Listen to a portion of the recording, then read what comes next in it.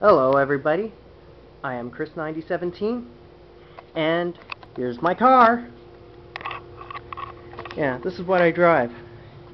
She's a 1998 Volvo Cross Country. Got about over 100,000 miles on her.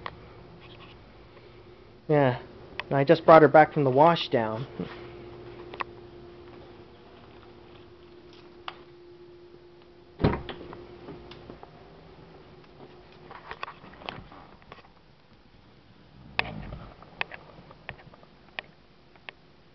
Yep, this is her. This car gives me a really good MPG. She gives me above 30, which is what I really like about it, and which is another reason why I'm not going to give up this car. It's far too economical and on gas, and it's been far too reliable for me to give up.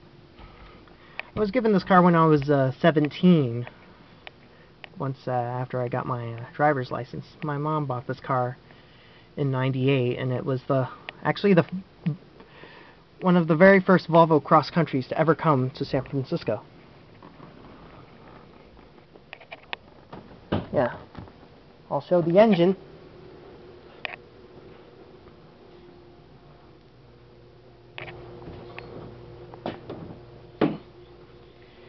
Yes, this is a 2.5 liter inline 5-cylinder turbocharged engine.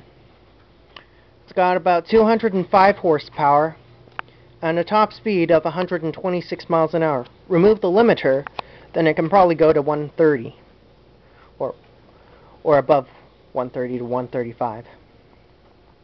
Yeah, it's a really good engine. It's lasted me a long time. This car has had some issues, but they haven't been too big. Then again, this car was sent to my sister over in New Hampshire, so it did spend a few rough winters over there and got some corrosion from the salt, but other than that she works pretty well. Hasn't had a lot of issues. It lost an ignition switch and smog emissions solenoid, but other than that, no real problems. But one thing I absolutely hate about this car, the only one thing, is if you see how shiny the wheels are right now, that's because I just had it cleaned. The one thing is the brakes on this car. They work good, but they cause an absolute mess. I mean, your wheels will be black here.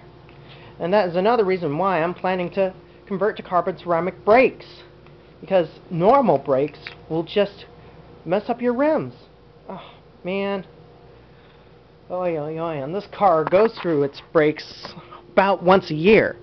The thing is, on a Volvo, you'd be out of your mind to just do a pad slap, you know, only replacing the pads, and machining the rotors. I mean, who in their mind would machine the rotors on a Volvo?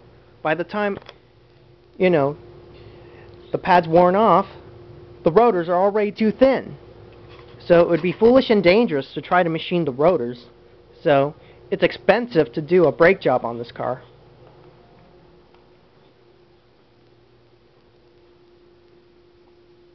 But other than that, it's a good car. It's very powerful and will easily keep up with anything. Also, I've taken this thing off-road, and boy, this car rips. I mean, I left a Hummer back in the dust when I was off-road in this car. Really, I did. Hummer H2. That thing was stuck in the mud, but this thing just went right past it.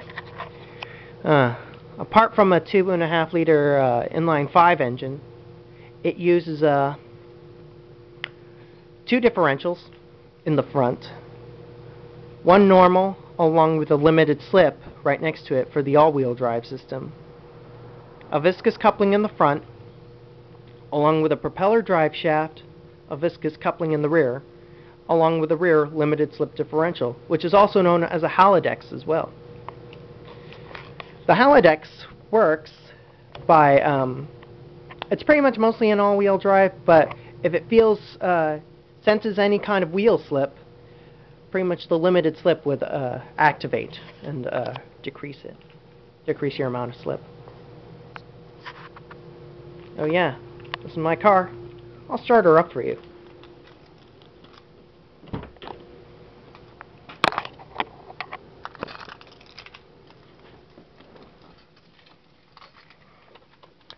the cool thing is, this thing lights up pretty cool.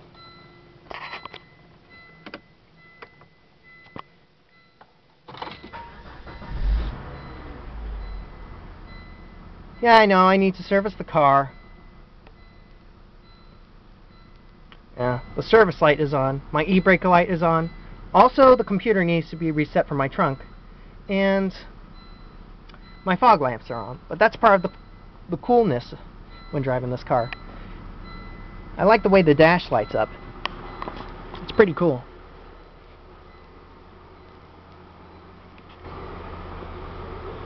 Yeah.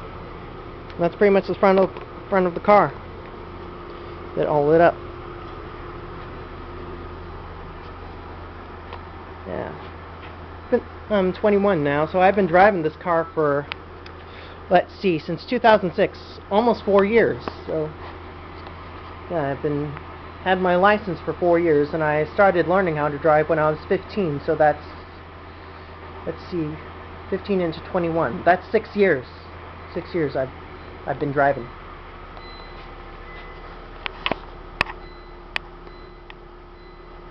Well,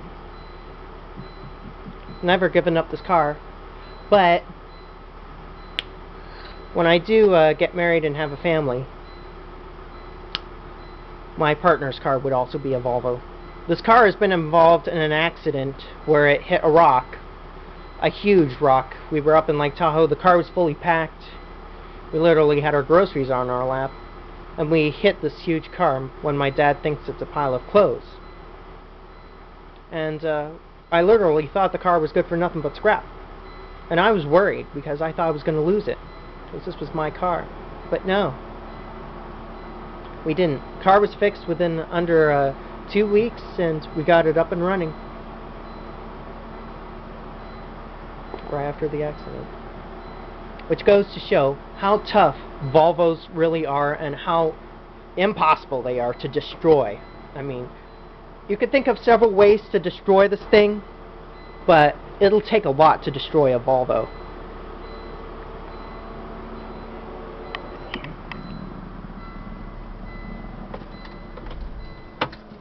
Yeah, right here I put a satellite navigation. It's off right now because the car was in getting the emission solenoid replaced.